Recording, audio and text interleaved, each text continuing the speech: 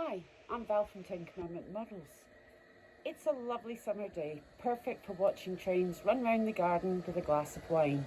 So as soon as Stevie and Dave have finished cleaning the track, that's what I'll be doing. So pour yourself a glass and join me. Oh, here comes my favourite train now.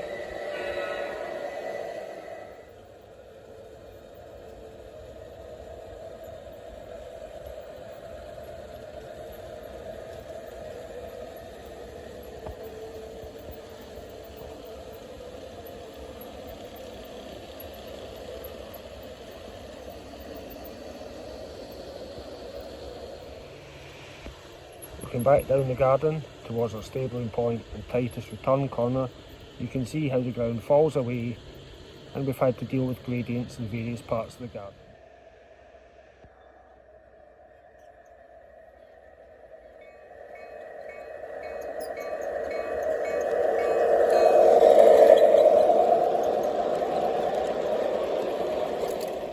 As we watch our Santa Fe SD45 approaching with a heavy freight, you can see in this section quite clearly how we constructed the railway.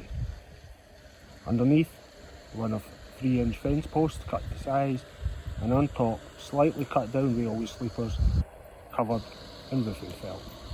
This section we left exposed because of where it was, whereas most of the railway used cut log rolls to blend it in with the remainder of the garden. As we watch our heavy freight head off back down the garden towards the stabling area, you can see here how much the ground drops away over the length of the garden.